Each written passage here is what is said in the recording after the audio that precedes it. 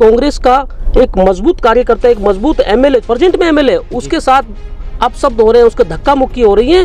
और कांग्रेस की जो रथ यात्रा थी उस पे बड़े बड़े नेता इनके खड़े होकर देख रहे थे, किसी ने उसके बारे में कुछ नहीं बोले। लेकिन मैं तो 2019 का ना कह के मैं तो ये कह रहा हूँ 2024 में अलवर से त्रिकोणीय मुकाबला होने जा रहा है। और इस त्रिकोणीय मुकाबले में अगर आप देखें तो सबसे मजबूत जो दिख रहे हैं चौधरी फजल हुसैन साहब। देखो, सबसे पहली बात है कि हमारे यहाँ से कोई पार्टी इलेक्शन नहीं लड़ रही है, हमारा कोई कैंडिडेट नहीं है। तो हमने सोचा कि कौन कैंडिडेट मजबूत है, कौन सा कैंडिडेट ऐसा है जो हर गरीब मजलूम की आवाज़ उठा सकता है और उनकी आवाज़ बन सकता है।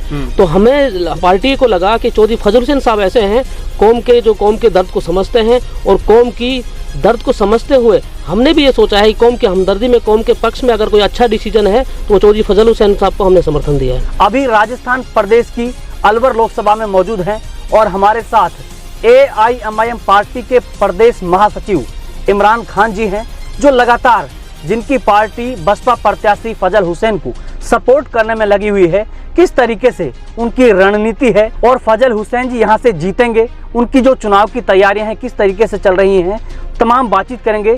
इमरान जी मेरे साथ हैं, उनसे चर्चा करेंगे। अलवर लोकसभा में और भी कई प्रत्याशी हैं, किस तरीके से पार्टी काम कर रही है, अगर फजल हुसैन जी मजबूत तरीके से यहाँ पर अपने आप को देखते हैं तो कितनी वोटों से जीत होगी, तमाम बातचीत करेंगे। इस लाइव टेलीकास्ट में तमाम चर्चा करेंगे। इमरान जी, सबसे पहले तो आपका बहुत बहुत स्वागत है हमारे चैनल में। आपका भी बहुत बहुत शुक्रिया, और तमाम आपके दर्शकों को, सुनने वालों को, सबको मेरा अस्सलाम वालेकुम।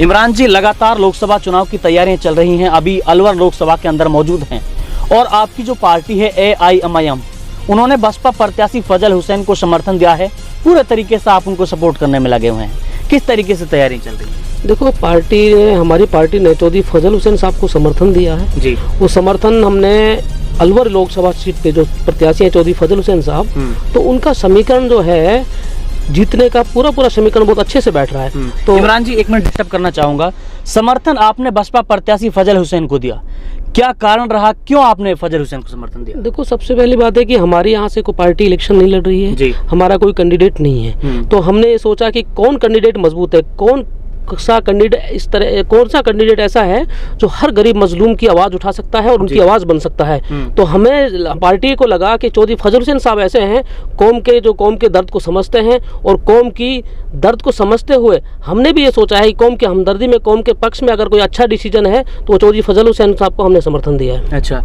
अभी फजल हुसैन जी लगातार गाँव टू गाँव जा रहे हैं, लोगों के पास रैलियां कर रहे हैं, दौरा कर रहे हैं और अपील कर रहे हैं कि इस बार हमें वोट दीजिए। आपको क्या लगता है, और भी बहुत सारे कैंडिडेट हैं, कांग्रेस की बात करें तो ललित यादव जी हैं, और बीजेपी की बात करें तो भूपेंद्र सिंह यादव जी हैं, किस तरीके से देख रहे हैं? तीनों कैंडिडेट बहुत मजबूत हैं और मजबूत तरीके से लड़ाई लड़ रहे हैं, क्या सफलता मिलेगी?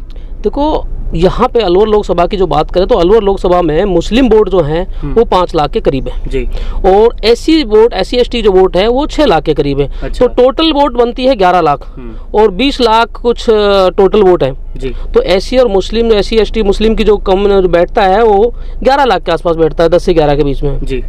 तो एक कैंडिडेट 10-11 का एक अकेला कैंडिडेट, और दूसरे समाज भी उनको सपोर्ट कर रहे हैं, वोट कर रहे हैं, तो मेरे हिसाब से इंशाल्लाह ये सीट बहुत आसानी से निकल जाएगी। और मैं आपको एक चीज़ और बता देता हूँ, अगर ये समीकरण जिस तरह बैठ रहा है, इस तरह से अगर हमारा ये चल रहा है और चलेगा इंशाल्लाह, तो इससे हम कम से 2 से 2.5 लाख से अलवर लोकसभा जीतेंगे फजल हुसैन साहब। अच्छा, अगर फजल हुसैन जी यहाँ से जीतते हैं, पब्लिक से बहुत सारे वादे किए हैं, किस तरीके से वादों पर खरा उतरेंगे?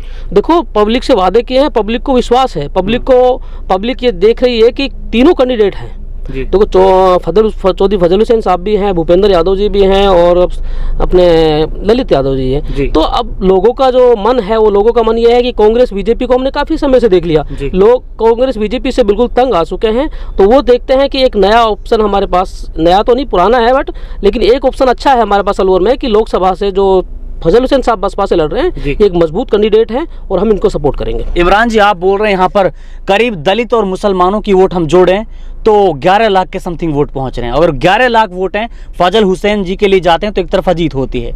लेकिन वहीं हम कल की रैली की बात करें, कांग्रेस की एक बड़ी विशाल रैली थी जिसमें ये दोनों ही समुदायों ने बढ़ चढ़कर हिस्सा लिया था, उसको लेकर क्या कहना चाहोगे? क्या पूर्ण रूप से जो वोट बैंक है मुस्लिम और SC ST वो पूर्ण तरीके से मायावती के पक्ष में जाएगा? देखो, मायावती के पक्ष में पूरा जो एसी और मुस्लिम समाज है, इन्होंने मन बना लिया है कि अब की बार हमें चौधरी फजल हुसैन साहब को जिताना है और हमें इनको एक बार मौका जरूर देना है। ये जनता की आवाज़ है। अच्छा। एक मौका इनको जरूर देंगे।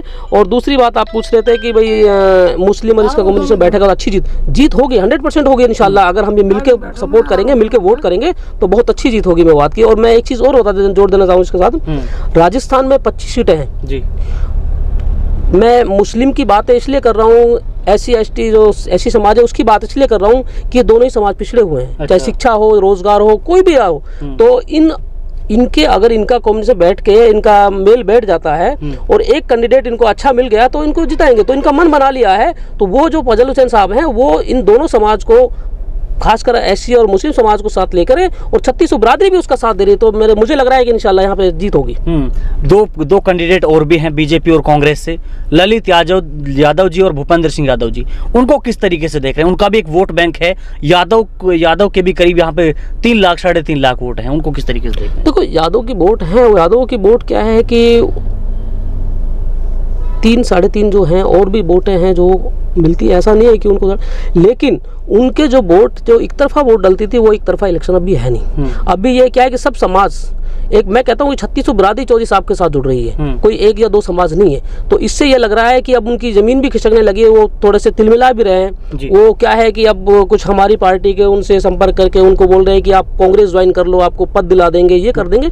तो इस तरह की बातें जब चालू हो जाती है, समझो कि उनकी जमीन खिसक रही है। अच्छा। तो इसलिए मैं आपसे ये कह देना चाहता हूँ कि हमारी पार्टी एक बड़ी मजबूती से चौधरी फजल हुसैन साहब का समर्थन कर रही है और हम चाहते हैं कि चौधरी फजल हुसैन साहब यहाँ से MP बने और जनता के मसले मसाइल जो हल हो, और यही एक ऑप्शन है पब्लिक के पास। इमरान जी, आपसे तमाम बातचीत की है, 2024 की जो लोकसभा चुनाव की तैयारी है उनको लेकर चर्चा की है, लेकिन अब थोड़ा बैकग्राउंड में जाने की कोशिश करूंगा। 2019 का जो चुनाव था उसमें भी मायावती के टिकट से जो कैंडिडेट थे वो भी मुस्लिम थे, इमरान खान जी।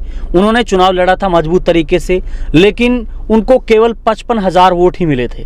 तो क्या किस तरीके से देखते हो? पहले भी मुस्लिम वोट इतना ही था यहाँ पे और पहले भी SC ST थी, आखिर क्यों उनके लिए वोट नहीं पड़ पाया? देखो, जो पिछले जो कैंडिडेट थे बसपा के, उनकी तैयारी, उनकी जो कहते हैं कि राजनीतिक उसको एक्सपीरियंस तो था नहीं जी। ठीक है, उन्हें इलेक्शन लड़ा, लोगों ने वोट दी, अब वो किसने दी वो अलग बात है। लेकिन मैं तो 2019 का ना कह के मैं तो ये कह रहा हूँ 2024 में अलवर से त्रिकोणीय मुकाबला होने जा रहा है। अच्छा। और इस त्रिकोणीय मुकाबले में अगर आप देखें तो सबसे मजबूत जो दिख रहे हैं चौधरी फजल हुसैन साहब दिख रहे हैं। अच्छा, पूर्ण रूप से SC ST और मुस्लिम समाज उनके लिए वोट बिल्कुल पूरा समाज क्या 3600 बरादरी वोट कर रही है। मैं भी गाँव गया हूँ, घूमा हूँ, तो 3600 बरादरी उनको वोट कर रही है। ये बहुत बड़ी बात है कि एक त्रिकोणीय मुकाबले के लिए 3600 बरादरी एक कैंडिडेट को वोट कर रही है। अच्छा, इमरान जी, आपकी लोकसभा में कल कांग्रेस की एक बड़ी विशाल रैली थी जिसमें रामगढ़ से 4 बार के विधायक जुबैर खान जी के साथ पुलिस कर्मियों के द्वारा कुछ अभद्र व्यवहार किया गया था, उनके साथ धक्का मुक्की की गई थी, उसको लेकर क्या कहना चाहोगे? क्योंकि एक सामान्य व्यक्ति हैं जो 4 बार विधायक रह चुके हैं, उनके साथ धक्का मुक्की करना ये क्या दर्शाता है? देखो, कांग्रेस से हमारा समाज इसीलिए परेशान है, इस पार्टी में जो इमेज, जो इज्जत होनी चाहिए लीडरों की वो नहीं है। जुबैर साहब एक सम्मानीय लीडर थे, बहुत मजबूत लीडर थे और मेवात में तो अलवर नहीं पूरे मेवात का एक बहुत मतलब ऊंचे लेवल के लीडर थे जी। पूरी मेवात उनको मानती थी। उसके साथ इस तरह का व्यवहार हो रहा था, वहाँ पुलिस प्रशासन कर रहा था। पुलिस प्रशासन को भी इसमें ध्यान देना चाहिए और मैं तो कहता हूँ कि मुख्यमंत्री को भी इसमें ध्यान देना चाहिए। इस तरह का व्यवहार नहीं होना चाहिए। सबसे बड़ी गलती कांग्रेस की मैं इसलिए कह रहा हूँ कि कांग्रेस का एक मजबूत कार्यकर्ता, एक मजबूत MLA, प्रेजेंट में MLA, उसके साथ अब शब्द हो रहे हैं, उसके धक्का मुक्की हो रही है। और कांग्रेस की जो रथ यात्रा थी उस पे बड़े बड़े नेता इनके खड़े होकर देख रहे थे, किसी ने उसके बारे में कुछ नहीं बोले। और अगर यही काम किसी दूसरे नेता के साथ होता तो मैं लग रहा हूँ रथ पे से कूद के वहीं धरने पे बैठ जाते। यही कारण है कि हम कांग्रेस को, हमारा समाज कांग्रेस से दूर जा रहा है। और यही, इसके साथ साथ मैं एक चीज और बोलता हूँ, मैंने आज सुना है कि कामा में भी कुछ ऐसा मसला आया है जी।